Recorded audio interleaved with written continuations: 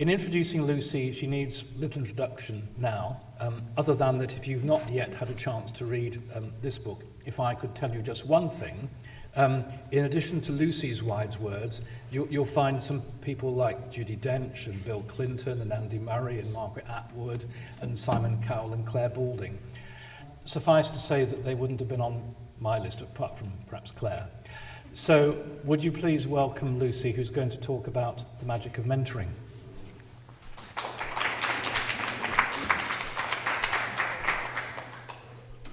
I just wanted to say thank you very much indeed for the kind invitation to be part of this conference, but also to Wimbledon High School for their hospitality and for looking after us today. And it's a bit of a hard act to follow, right? That was a pretty powerful start to the sessions from Claire and Alexandra. So thank you for that contribution. Who am I? Right, so I've been in the army for 30 years, although I don't define myself by this uniform, I have to say, because I'm also a mum and a wife as well. Mum to Jess, who's 19 and in Australia at the moment, and Alex, who's 15 and tackling GCSEs next year. So why do I mention that up front? It's because, yes, I represent a different sector to the audience here, but actually I'm embracing it as part of who I am, as well as all the other stuff that I know you probably are challenged with as well. I've spent 30 years in the army, 3 decades. The first 15 years, pretty traditional journey through what we call regimental duty, working and serving the country in different guises, on operations, Northern Ireland, Sierra Leone, East Timor, 3 tours of Bosnia, and supporting Iraq and Afghanistan and those sort of areas. So insights and experiences which you don't really reflect on at the time because you don't have time, you're just too busy looking for the next thing. But actually I'm now in the latter stages of my career and in my time, and I draw upon those experiences all the time to be able to help me become a better version of myself, but also to help impart wisdom, I suppose, to the people I'm now working with and alongside. The latter part of my time, as Ian had mentioned, I was at the Defence Academy of the United Kingdom doing my PGCE and teaching newly promoted majors. And I then was appointed to be new college commander at the Royal Military Academy Sandhurst at a time in which we were integrating women, and I'm mindful of what I'm saying there because it's as much about men integrating, actually, if I may say. But that was how it was packaged at the time. So that was 2015. So there was a lot of change in the army at the time, and in 2018 we went to a all roles being available to women, and that was just at the end of my tenure at Sandhurst. I then went to the Army Officer Selection Board looking at assessment and selection, so a lot of psychology and interviews to 9,000 people over 3.5 years. And I now find myself in my twilight of the career,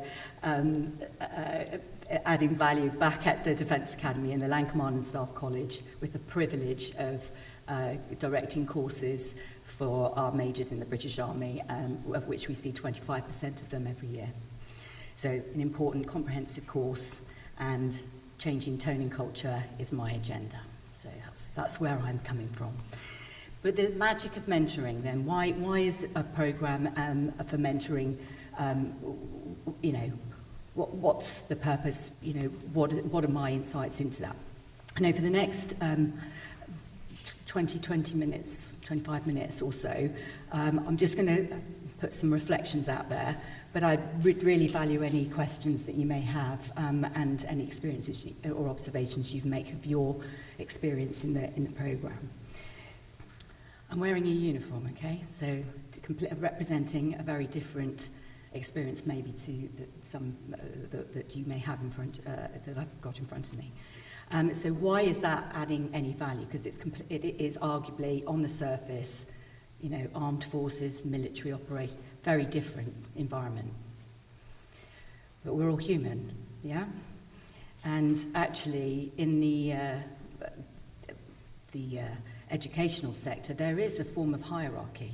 You still have a head teacher, you have heads of department, heads of year, and so on and so forth. But you've got to be good at teaching as your baseline, and we've got to be good at the basic skills you need in the military. So there is a similarity. And when I was looking at and thinking about what we can discuss today, it was about the noting that we're human, that we work in a bit of a hierarchy, and hence what is the purpose? It's to try and focus on becoming the best version of ourselves, as I mentioned before, but also I sense, and particularly my own experience of being educated in the primary and secondary system, it's such an influence you have as teachers. I mean, it's the most amazing profession, and you do it so selflessly, and that chimes with the values that we have in the armed forces. So there is actually more commonality, I think, than meets the eye. So when I was being asked to look at being part of the mentoring programme with Ian and the team, I thought, why is he asking me? Because what do I know about mentoring? I can't see the value, but that I can possibly give to anybody. I mean, what do I know, right? And that's the first start of the classic imposter syndrome thing that we probably have all experienced in one form or another. And I realised I needed to get over myself and take a bit of ownership. So what I wanted to try and achieve with those that I was looking to, what I hope the mentees that I work with would try and get out of this was developing some skills, some knowledge, and some confidence in our conversations, an opportunity for them to take control of careers, because that's obviously part of it. Maybe provide a bit of inspiration and support or some challenge going forward, but also to expose the person I'd be working with to a different community of like-minded individuals, which might not be that obvious from the get-go. And whilst doing that, expanding networks. What did I think I might be able to achieve as a mentor? Well, getting hold of tangible, real issues that are happening in a different sector and turning myself into an advocate of them. And the classic example is the challenges you have in the classroom in terms of behaviours and neurodiversity, as we've heard of. I mean, that can apply in my workspace as much as other sectors in the training and education space. So I can then become an advocate, and you're much more tuned into the real issues that are happening at the grassroots. And as a mentor, I wanted to, I hope that I would be able to connect with meaning that I listened to or heard from into my own career, and inspire me to stretch myself further as well from what I heard of with the people I'd had conversations with. And it also gave me an insight into other organisations, looking at those transferable skills and expanding my network and links with some amazing people. So that's what I was aiming to try and achieve. So what does that look like in reality? Well, I'm going to make 3 observations, and then I'll give some sort of examples without compromising the people that I was having conversations with. The first thing is I really wasn't sure how to start the conversation, if you want me to be honest. There are plenty of handbooks on mentoring and mentees, and we, great steer for me and on how to do it. But you're finding yourself in a room with somebody thinking, right, are you going to speak first, or am I going to have that, how are we going to work this out? And I realised very quickly that actually having a really open and honest conversation about, I'm not really sure why I'm here because my head teacher told me I should be going on the programme and I think it might be good for me. Having a really honest start point means that you can then work with authenticity going forward rather than playing some kind of game of I'm a mentor and you're a mentee, if that makes sense. And I think agreeing what we were trying to achieve in within the sessions that we had was key. It sounds really obvious, but getting to that point was sometimes quite difficult to navigate when you're both a bit new to it, and you don't get it. There's no PhDs in this. Well, maybe there is actually, I suppose. So that was the first observation. My second observation is I am quite action orientated. I'm not action woman, but I'm not far off, I guess. But I'm quite action orientated, and my instinct is to solutionize everything. It's to hear, I've got a problem at school, doing this. Right, you need to do X, Y, Z, and everything else. So I found myself having to check in with myself to not try and make everything nice and pretty, and we'll come to the nirvana of solving the problem that you're experiencing, and learning to rein myself in as a mentor to not just immediately try and solve everything, I think was another observation, if I'm being a bit self-critical, that I had to learn slightly on the job. And I realised that the skill that I honed over time was that active listening, not just listening, but really listening to the person that I was working with. And the third observation is that it's what I touched on up front, which the commonality is that we're all human beings and we all have stuff going on.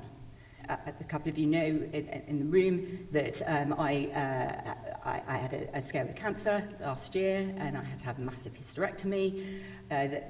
So that's stuff, right? That's stuff that's going on that affects your presence, at work. It changes your behaviour at home. And when you're having conversations with people, they're not just about being a year 8 school teacher in a classroom where their talent has been identified and make it go. There's stuff that people have got going on real time that has to be taken into account and has to be factored in. So it was viewing their problems through a slightly different lens to add value, but not to judge the situations, is what I took away from the mentoring that I've been involved in. So what does that look like in practice? And I'm going to offer 2 common themes from the 4 or 5 people that I've managed to work with over the last few years. And the first theme, which was common, was I can't do it. I don't, there's no way that I can suddenly run, the department and do this and do that. I'm not capable. I'm not good enough. I don't know what other people see in me. Imposter syndrome, lack of confidence, lack of self-belief. And the slightly, I'm going to say this and acknowledge that it might not be for everybody, but a propensity, particularly for women, to think they've got to do everything perfectly all the time, right? So it was very common, and the mechanism in the conversations I was having that we talked about to try and break things down was about taking each small goal and chunk at a time, but letting the person work out what that looked like and what that felt like, simplifying things, not trying to be a super person and try and be perfect at everything, and embracing the fact that mistakes may be made, and embracing the fact that we have flaws because we are human and stuff goes on. So that was the first piece of reframing that I think that was common in a lot of the conversations I had. I'm just not good enough and I can't do it. Breaking down those barriers. And the second piece that I would offer was that I didn't join to be a leader. Yeah, I'm really good at teaching. A-level classes are getting, I'm at 80%. If I'm not there teaching it, it's going to all fall apart. And I actually joined to do that, not to be the head of the department or to be a head teacher. I can't see myself doing that. And my observations from that was that it was, in some cases, a bit of overthinking and getting overexcited, but also people not recognising their talents. The reason you get 80% of your English students to A-star grades or whatever is because you're really good, and your pupils are responding well to your methodology of teaching and the way that you're approaching things. Actually, you've got to allow space for your new people, new teachers coming on to also aim to be like you, and you've got an inspirational role to play. You're a role model now, whether you like it or not. So there's an element of getting people to relook at what their role is in developing their colleagues and new people that are coming into the team, to allow them to grow. Otherwise, if you are head of year and you're still teaching your class and expecting to get 80%, you end up being overwhelmed, overfaced, and you start being really unhappy, and it affects work, and everything goes horribly wrong. And that's when I've been having conversations with people there, some of them are in that space. It's a bit too much. And it's because they haven't realised that part of the thing is you've got to allow people space to thrive. And that means that they're not just surviving. So thrive and survive. So those were the observations that I have made in my time as part of the mentoring programme. And so to conclude, what is the magic of it? And I go back to probably what I said first of all, noting the journey and the observations in the people I've worked with. And actually it's applicable to whatever sector that you represent or that you are in. And the first bit is to be the best version of yourself, but to be authentic with that. We heard about masking when it came to some of the pupils that were neurodiverse, and that they're trying to fit in to what is normal. And I'll be honest, I felt that when I first joined the army. I was quite, we were having a conversation over a cup of coffee before this event, and I recognised myself as trying to normalise behaviours that I didn't feel that authentic doing, because I was trying to fit in and be one of the lads. So the magic in the mentoring programme is to help people become the best version of themselves and to be okay with it for all its highs and lows. And the second part is for people to recognise the potential that they do have and their talents that can be re-energised or refocused into getting the best out of the pupils they're working with and within the school environment and the senior leadership team, if that's the aspiration. And the reason then that being the best version of yourself and realising potential, obviously that can translate within the school as a happier person that therefore is more productive, and therefore your pupils and the rest of the team get the benefit. So that for me is the magic of mentoring in a nutshell, and I hope that some of those observations have been helpful to you all.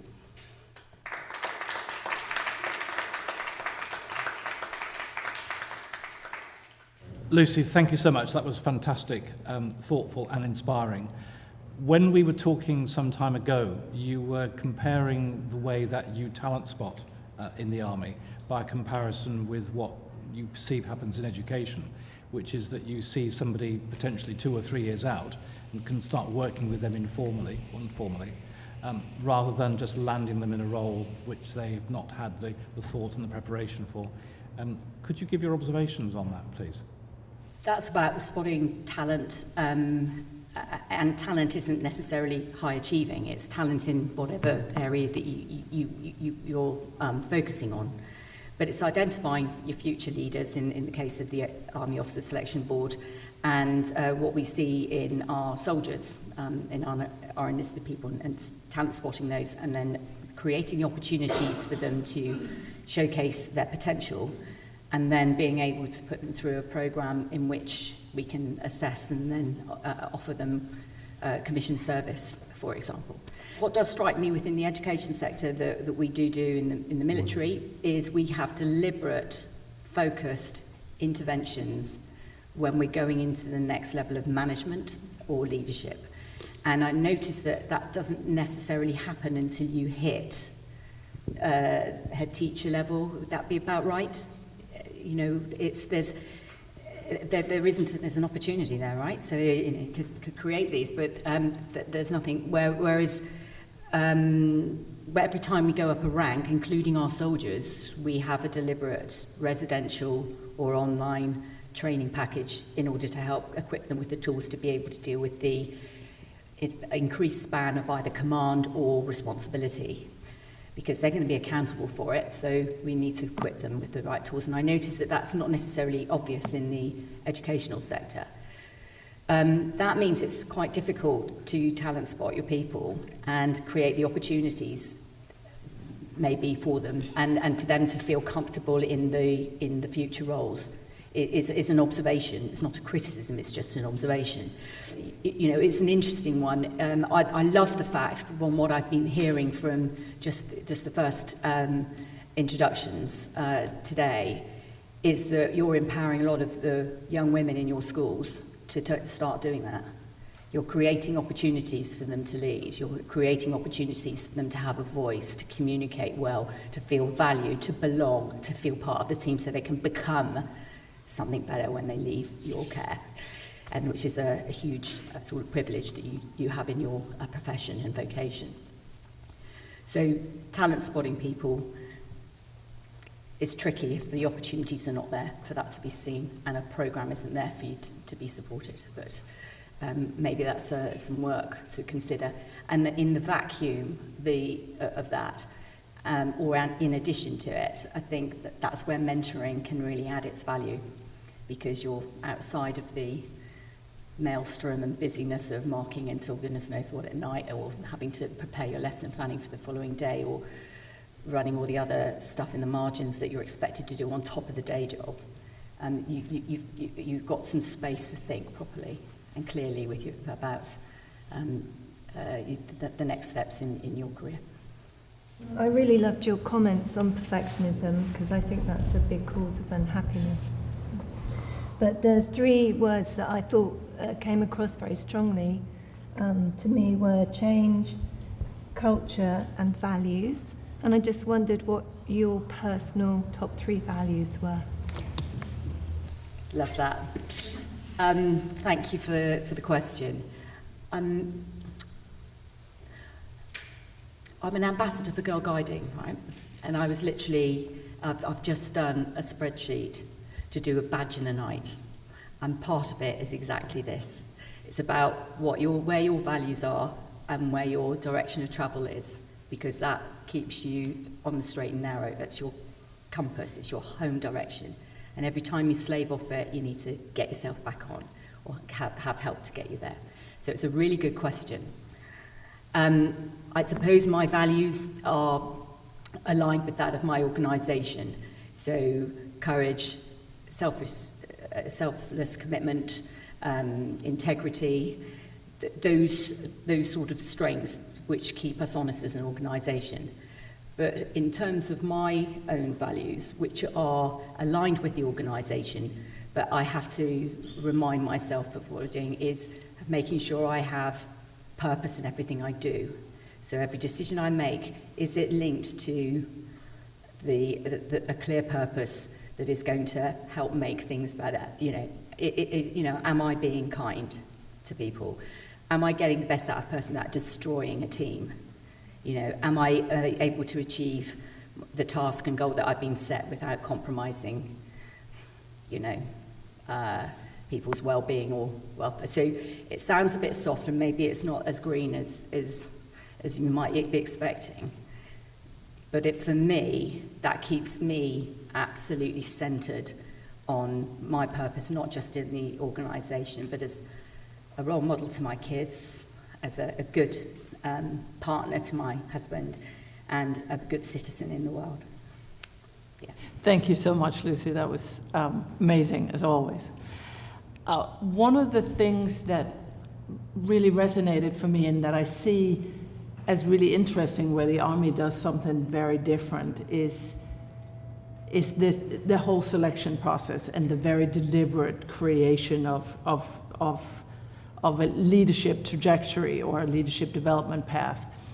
And in working with lots of women, both in education and corporations, one of the observations I keep making is that women essentially wait to be tapped on the shoulder, to be told, you're amazing, you should go do this bigger job or whatever the case may be. And that runs out of steam once you get up to when you get higher up and there's more competition, then that gets trickier. And I'm wondering if you see in the Army, given how deliberate you are about it, do you still see a difference between men and women, or does the system cover that difference? We don't allow for gender differentiation through our assessment process, and our selection is based on that's why on numbers and data. So we obviously try and unpick who the person is, but we don't know their names or background particularly when we make the judgments for their selection for training. That's at the Army Officer Selection Board. But I do find that we're going through a bit of a movement in the Army where we're not waiting to be told, and there's a lot more empowerment actually going on behind the scenes. And so people are being more forthright about where their ambition lies, and challenging the status quo. For example, I was applying for a job a few years ago in which it said it needed to be a combat officer, and I was classed then as a combat service support officer, logistician, not an infantry person. So I just said, can you just explain to me, powers that be, why you have to have that qualification in order to do that role, because I've got skills and experience to be able to do that, and I'm being filtered up for it. I can even have a conversation or be in the mix. And it was changed, and I got the job, which is cool. But the point is that even 5-10 years ago, I wouldn't have felt empowered to do that. I'd have just accepted it. And we've now got, actually, the generations coming through, and you must see it in your girls as well, that they actually are more questioning. I think we call it Gen Z, right? And it's brilliant to see, and I'm loving that my daughter's in that zone and is happy to challenge appropriately and politely and kindly, but is challenging nonetheless, and not accepting that that happens or that happens and that happens without a bit of without looking at it through the equity lens. So in the Army, to answer your question, Anne, and I, by the way, shout out to Anne because she's supported me in a lot of my journey as well, so thank you. In direct answer, there is a shift in our culture to allow better talent to come up through, men and women, but I think the women in particular are starting to make more of a noise. We just need to get to more of a critical mass. We're still at 11%, we need to get to at least 30% to have a better, more effective voice in the room, I think, as organisationally. You mentioned that you were solutions-driven. Do you think this is reflected in the generation of recruits coming into the Army, considering that they're Gen Z and they're a different generation to you? I think I'm a product of my experience and education training in the Army, and then experience of going out and having to do things at short notice, crisis management, making decisions on, in austere and difficult, challenging situations. So if there's a problem, you want to, it's not, you want to get on with it and solve it. And so in the conversations, it's my tendency. And as I said, I've tried to rein back. But at home, I'm a nightmare because I always finish my husband's sentences. I was literally doing it before, this morning because he's just off to Kabul. He's flying out this morning. So when I left him at, 6 o'clock or something, and he said, Lucy, can you just... And I said, what, do this and that and the other? And he goes, no, that's not what I was going to say. So I tend to try and solutionise at home and do it, but I've had to try and rein myself in a bit. But the generation coming through and some of my contemporaries, you know, sometimes they are wanting to be action-orientated, and I've had this conversation with Command Field Army, because he's our gender champion in the Army, and I help support him, and you know, he wants an action plan of everything we've done. And I said, listening is an action, sir.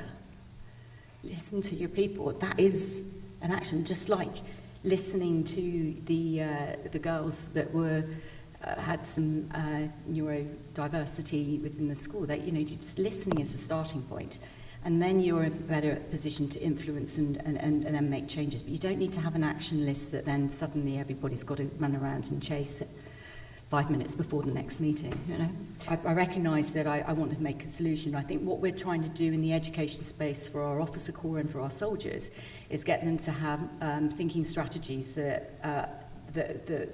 can be viewed through a myriad of lenses. So whether it be instinctive thinking and rewarding that, but recognising the flaws in it as well, a more deliberate, sustained, planned, longer time frame, looking at the same problem but with a longer lead-in, or visualising the problem. So thinking strategies, putting it into the conscious rather than in the subconscious space is an area that we work on educationally, which we weren't doing a while ago.